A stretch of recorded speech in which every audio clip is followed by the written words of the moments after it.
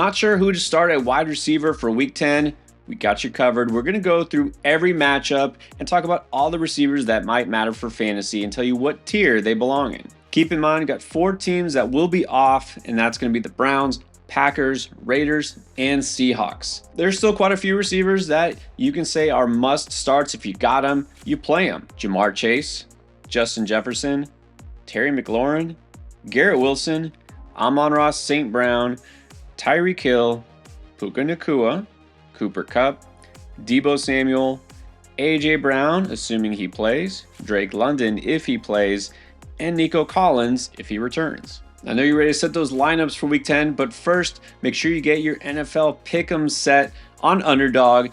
This week, if you sign up for the first time on Underdog, you're getting a freebie, Lamar Jackson just getting 1 yard. That's right, it's the new customer special for anybody who hasn't tried Underdog yet. All you have to do is sign up and use code ENDGAME at checkout. You get that free pick and you get a deposit match all the way up to $1,000 worth of bonus cash. Now in that Thursday night matchup, the Bengals at the Ravens, I think a lot of people are curious, is T. Higgins actually going to play? Because if he does, I think it's got to be a smash spot for him.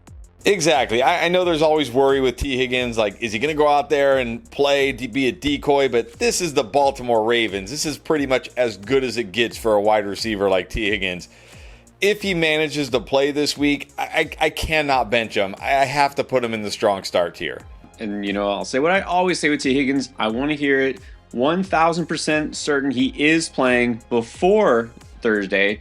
And if that's the case, I think you almost have to play him. He's going to be a very strong start against this Ravens secondary. And then for the Ravens, Zay Flowers. Look, I think we made a mistake by not saying you got to start him in week 9 against the Broncos and Pat Surtain. So I'm just going to say I'm starting him no matter what from here on out.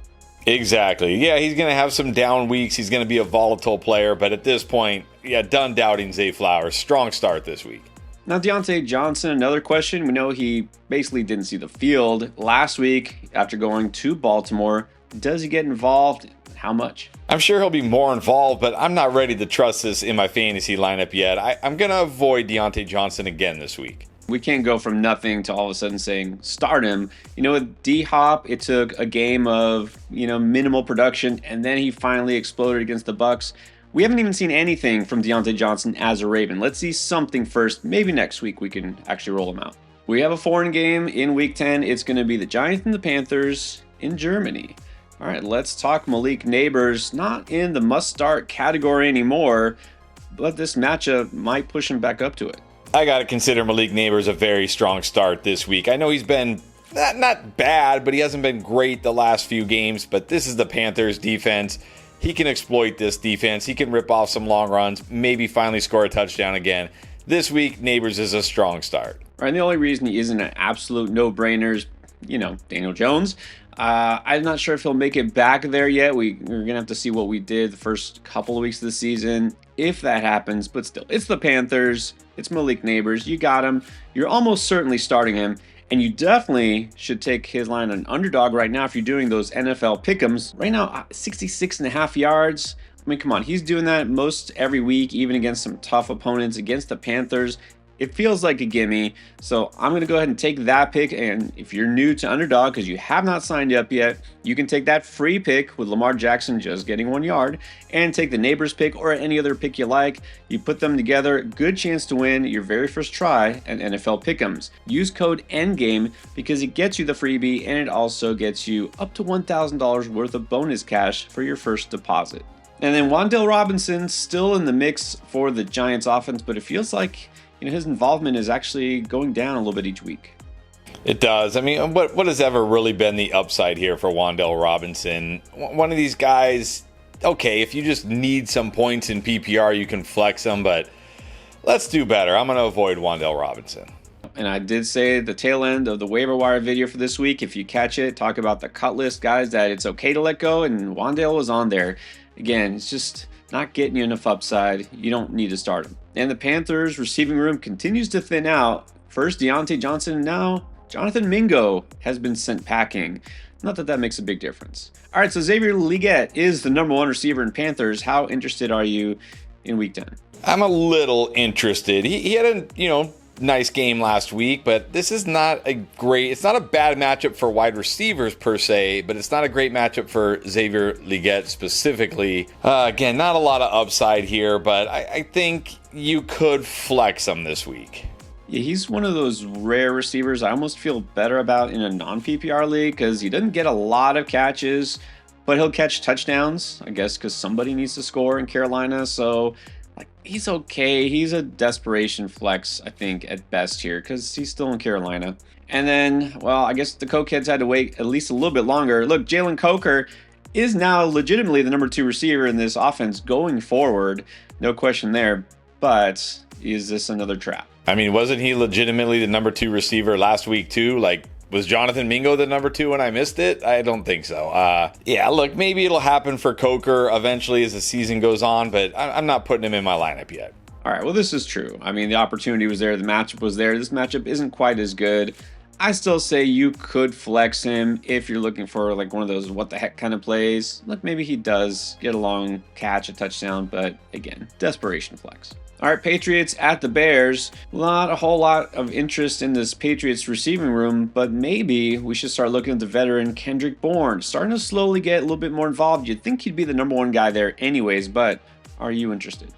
I'm not really interested in any Patriots wide receiver, to be honest, especially in this matchup on the road against the Bears, and I'll pass. Honestly, the best thing Drake May did last week was run. Just take it himself and take off. They're not passing a lot. It's a tough matchup. No thanks. That's exactly what DJ Moore said as he walked off the field last week. Is he done with this team? Are you done with him in fantasy?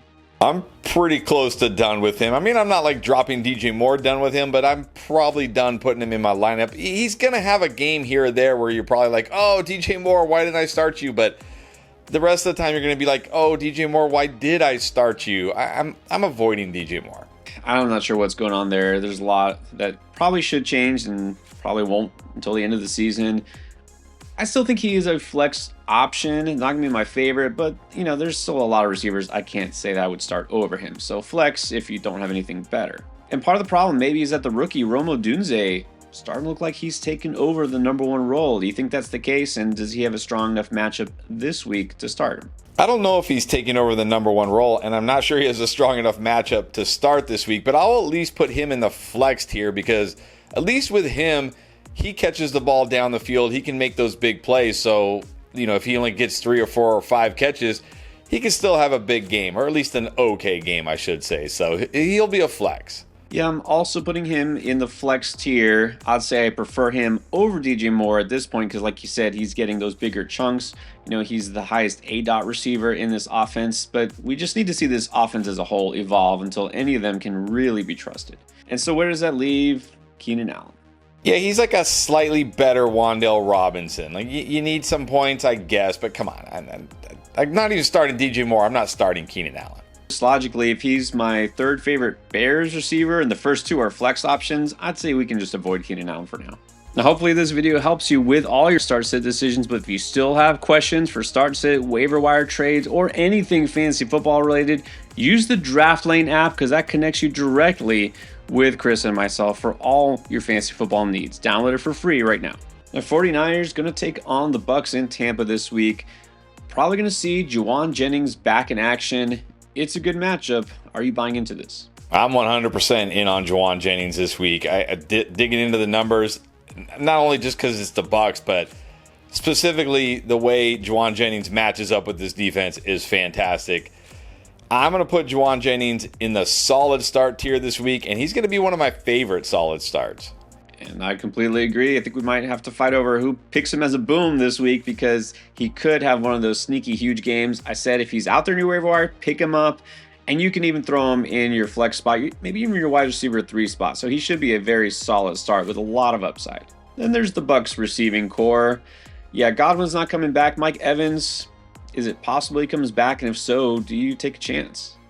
It's possible. I think it's more on the doubtful side, but if he somehow does come back this week, I think you got to roll him out there. Not that this is, the greatest matchup against the 49ers, but I mean, how many wide receivers do you like over Mike Evans? I think if he plays, he's a strong start. Yeah, and you've got to think when Evans does come back, he's not going to be on some sort of a snap count or whatever. They're not going to play him until he's good to go, and if he's good, you've got to play him. I just don't know that that'll happen this week. There is another Bucs receiver to talk about, especially Evans still out. I don't know, I guess Jalen McMillan. Not that he did anything because he didn't even play last week. Would you have any interest in McMillan? No, and a tough matchup here. Now he's dealing with a hamstring issue. Even if he plays, what is the upside here? You're just praying for a touchdown. We can do better. I'm going to avoid. Maybe still stash just in case, but it just doesn't seem like it's happening for any of these Bucs receivers. So I think you can just avoid them all. Broncos taking on the Chiefs. This is I think 3 straight strong games in a row for Courtland Sutton. But now, probably the worst matchup he's had all year. What do you think? Exactly. Not a great matchup here for Courtland Sutton. I know he's been really good recently. I know Bo Nix kind of showing some signs. This is a tough spot. But at the same time, he's the number one here. He's been good. I'll leave him in the flex tier, but man, he's a risky flex this week. You can still put him out there just because of the target volume, target share. But like I said, everyone all over Bo Nix. He wasn't even that great against a smash spot against Baltimore last week at Arrowhead.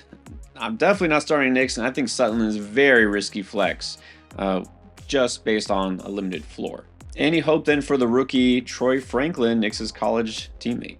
No hope here. I mean, I can barely feel good about Sutton. How am I going to feel good about Franklin? I'm going to avoid Franklin this week. Yeah, there may be better days ahead. This is not going to be one of them. Again, he also did basically nothing against that Ravens secondary. No chance I'm throwing Franklin in my flex. Now, DeAndre Hopkins, on the other hand, he showed out on Monday night. Is this a guy who you're going to be really happy if you stashed or picked up off the waiver wire or bought low on? I mean, is this a guy who could be even wide receiver 2 going forward? Yes, but I don't know about this week. I know Zay Flowers just torched his secondary, but okay, that was one random game where he got loose a couple times, uncovered and went for big plays. It's not like he caught 10 passes. But at the same time, I can't knock DeAndre Hopkins down too far. I mean, he just had a monster game. Now, granted, that was the Bucs, but you got to like the fact that he's getting end zone targets, that he's involved in this offense. He's got Patrick Mahomes, but because the matchup is so tough this week, I'm only going to put him as a flex, but probably one of the stronger flexes. It's tough when a guy's coming off a big game and you're like, okay, this is it. It's happening. And then you just want to automatically start him next week. I will say for the most part, I'm starting Hopkins if I have him, but I don't expect a big game. So I'll say he's probably the lower end of the solid tier. He should be solid based on the fact he'll get a few catches and some yards. He does have touchdown potential always, but I just don't think it's a big game again. And as far as Xavier Worthy, I mean, really the question is, how much longer do we even need to talk about him? Sadly, you're right. We might not need to talk about him much longer. Definitely do not start him this week. All right, this might be a tricky one. We got the Bills taking on the Colts in Indy. Let's start with Khalil Shakir, the one Bills receiver we know is healthy. I mean, he's getting targets. Seems pretty solid. Where do you rank him? Again, I really like Khalil Shakir this week. This is a good matchup, especially for him, the way he matches up with his defense.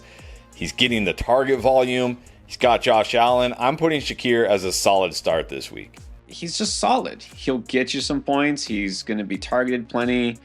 That breakout I thought was going to happen with Dalton Kincaid, it seems like it's Shakir who's getting more of those targets. So still a solid receiver. Now, Keon Coleman almost had himself a touchdown last week. But here's the question is, what do we do with him? Because he's dealing with some sort of a wrist issue last I heard. Are you concerned? And is he still a flex option? That's where I'm going to put him. I'm going to put him a flex option, not because of the risk, but more because of the matchup. Even though the Colts give up a lot of points to wide receivers, they're much worse against slot wide receivers, and they play a ton of zone, and Keon Coleman has been much better against man than zone this year, but he still has touchdown upside. He still has Josh Allen, so he's a flex. And I'll just say again, this is where he's going to live. He's always going to be a boom-bust flex option. He'll either make a big play, score a touchdown, or he'll do nothing. Last week it was nothing. And so this matchup, like I said, it's okay. Like you said, I mean, I don't expect a big game. The random touchdown could happen, but again, he's a flex if you need him. And then Amari Cooper didn't even play in week 9. If he does play week 10, what's your interest level? Almost zero. Not starting Amari Cooper. Wow. All right, I knocked that one out. Probably just a flex because, again, he could kind of be a Keon Coleman type player. He could make that big play. He could score a touchdown. But, yeah, I'd rather see it first before I put him in my lineup. All right, now the Colts have decided after what they saw last week, yep, Joe Flacco, still our guy. I thought this would be a great thing for Josh Downs. I mean, he was okay, but how good do you feel about him this week? It's a good matchup for Josh Downs against the Bills. They give up a lot to the slot. It's not tough for him individually, matchup-wise, but Joe Flacco, what a disaster. And now he's got to face the Bills. Josh Downs, only a flex. Yeah, I'm not out on Downs. I'm just worried about the situation there as a whole. I think Downs is still getting plenty of targets. He's been really good. I don't love this matchup. I'm nervous, but I could flex him. Again, more for the floor he gives you in PPR leagues. But then there's Michael Pittman. I think he might be the one who's suffering the most, aside from those of us who drafted Michael Pittman. Right, which, yeah, I got too much Michael Pittman this year, that's for sure. Yeah, I'm avoiding Michael Pittman. I hate to say it, but right now I can't say I feel much better about him than like Keon Coleman. Steelers going to take on the Commanders this week. All right, when last we saw the Steelers in action, George Pickens had been unlocked by Russell Wilson. Is Pickens going to continue to roll against the Commanders? I think he'll be okay. We've talked about it. This Commanders secondary, they've gone from one of the worst against wide receivers to, I wouldn't say one of the best, but they're up there recently. But still, George Pickens has that upside. Russ is sorta, kinda cooking. Maybe he's microwaving right now. I don't know. George Pickens is going to be a solid start for me. He's more than just a flex. He's clearly the number one receiver in that offense, and Russell Wilson hasn't looked bad, so I agree. He's a risky boom-bust solid start, if that makes sense. And on Washington's side, yeah, I think at this point, Terry McLaurin, you got him, you just start him, even though it's not even the greatest matchup on paper. But I'm curious about Noah Brown. I did call him a deep stash for players looking upside here. He's getting targeted. Is he now the number 2 receiver in Washington, and is that enough? He seems to be the number 2 wide receiver in Washington. Is it enough this week? I mean, I guess you could do worse in your flex position. I don't love it. I don't think he has a ton of upside, but if you're desperate, I think you could flex him. He'll at least get you some points. I mean, maybe he's kind of a little bit of a step down below like Josh Downs this week. Vikings at Jaguars this week. These are 2 secondaries that give up a lot of points to wide receivers. Is Jordan Addison going to benefit? He could. I don't think it's as quite as good of a matchup for him as it was last week against that defense that runs a ton of cover 3, but it's still not a terrible spot for him. Jordan Addison, to me, kind of always the same guy outside of like those really smash matchups or those really tough matchups. He's a flex with upside. He's risky, but he's also got the upside. Yeah, I feel like this matchup, again, is way too good to just ignore. I don't want to force him into my lineup, but I'll say at least he could be a solid option this week. Should get enough targets, always has some touchdown potential. And BTJ, probably one of the bigger letdowns from last week. We know he was day-to-day with a chest injury. Let's hope he gets better this week and does better. So where are we going to rank him? This feels like a good bounce back spot for Brian Thomas Jr., but at the same time, I can't rank him as a strong start. I'm just going to say a solid start. I'm going to be a little optimistic here. I'll say he should be a strong start. Again, Christian Kirk is gone. This Vikings defense gives up a ton of points to wide receivers specifically. I'm wondering if maybe being limited in practice, the injury was bothering him. So I'm going to give him the benefit of the doubt at home and say BTJ should be a strong start. What about Parker Washington? He was slightly involved last week. Yes, slightly involved last week. He got 6 targets. That's not bad, but I mean, what is the upside here? It is the Vikings, but still, like, what's the upside? I'm going to avoid Parker Washington this week. Like, if Thomas didn't play at all, I would say Washington last week was a flex option. This week, even in the smash spot, let's just say avoid because you shouldn't need to go there. Falcons at the Saints in their first game without Coach Dennis Allen. Let's see how this one turns out. What is going to happen with Darnell Mooney, who may be playing as lead receiver if Drake London doesn't go? Yeah, we could see, again, a lot of Darnell Mooney. I mean, he really stepped up after Drake London's injury.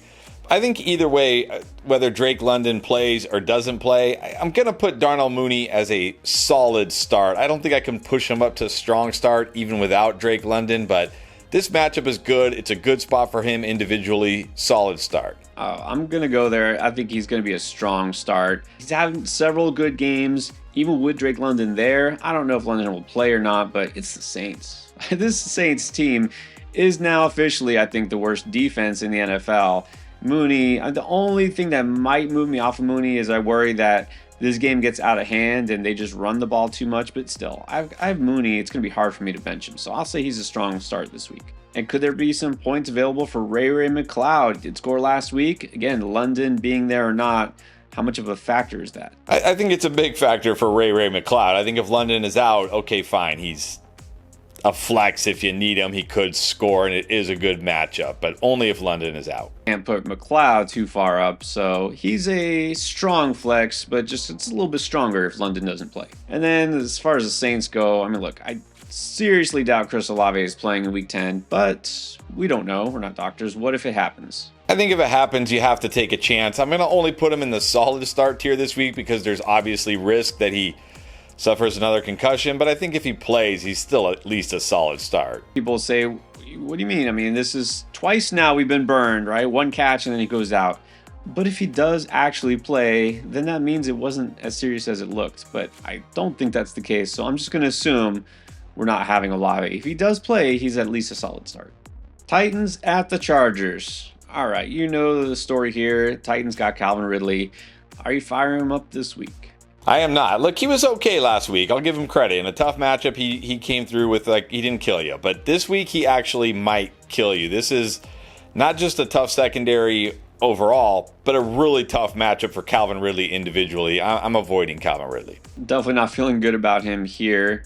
There'll be some weeks where I might recommend Ridley. This is not one of them. So I'd say at least a low-end flex because he's going to get a lot of targets. I mean, he'll get you something, but don't expect much.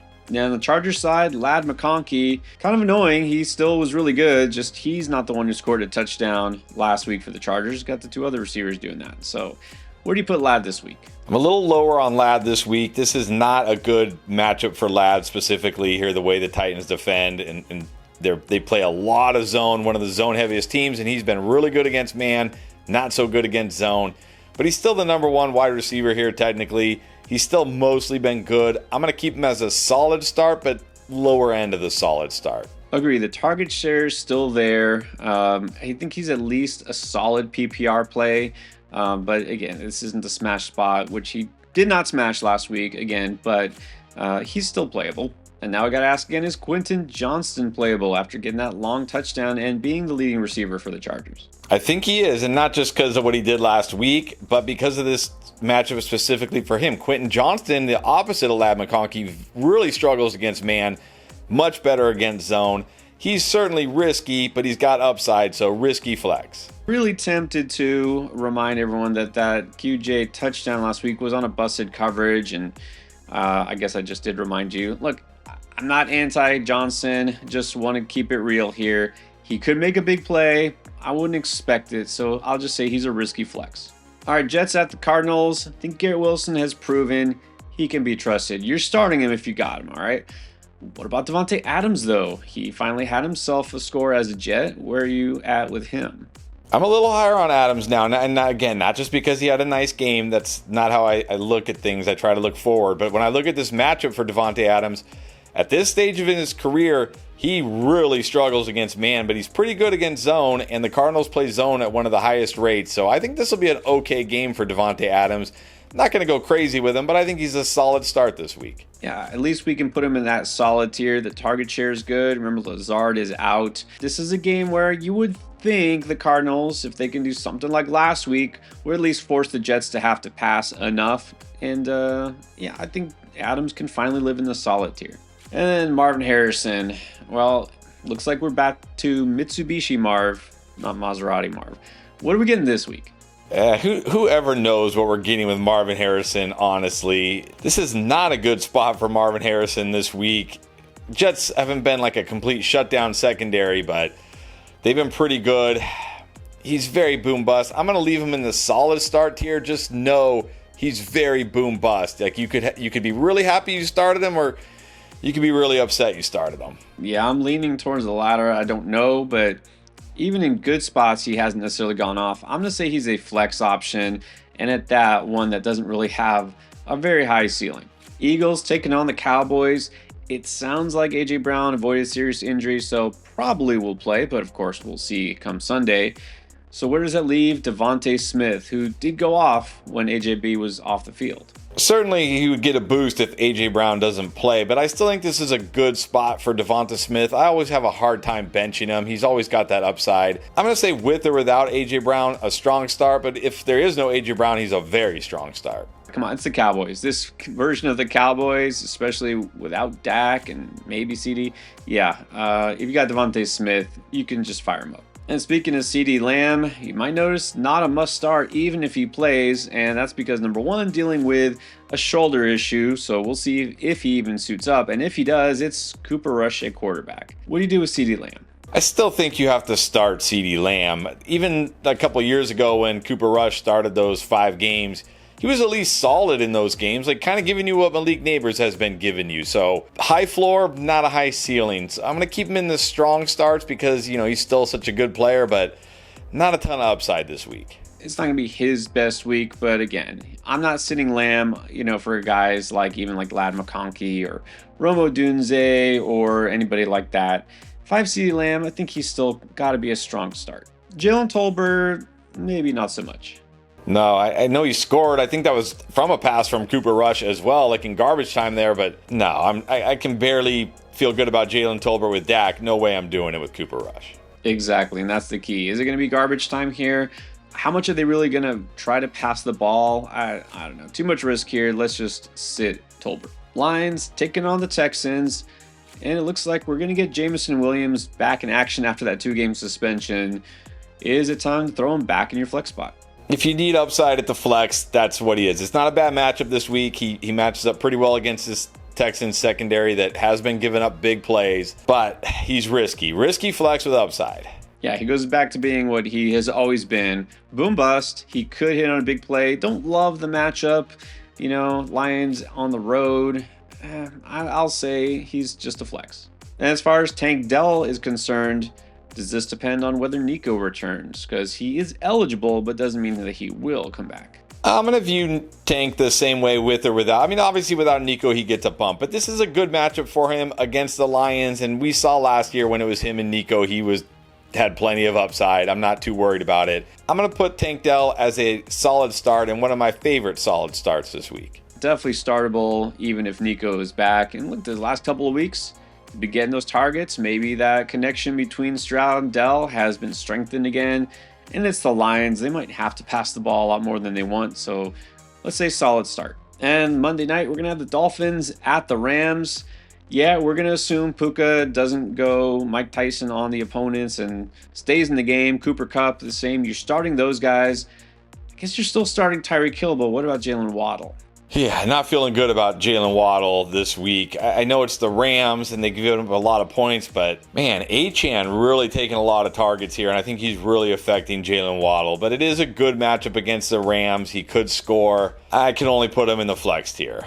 I'm going to say he should be a solid start this week because this matchup is better than it was last week on the road against Buffalo. He did score a touchdown technically. He's getting some targets. I know it's not going to be what we were hoping for Waddle, but I think he's at least wide receiver 3 kind of value in a 12-team league. And then for the Rams, we got Demarcus Robinson all of a sudden scoring touchdowns. Now, this was with Puka gone, but do you think he should still have value even if both those guys are playing? I don't think so. It's too risky here. Again, that was with Puka after he got ejected. Did all his damage after Puka was ejected. And the Dolphins secondary has been good, and especially good against outside wide receivers. I know it's tough to bench him because he's had like a couple good games in a row, but I'm going to bench him again. Right. On paper, it's not a great matchup. You got to assume Nakua and Kupp are in there all game, so it would be a very risky flex, so you probably should just avoid him, though. And you should definitely check out this week's playlist for Week 10. It's got start-sit advice at every position and more. Everything that you want to know to get an advantage.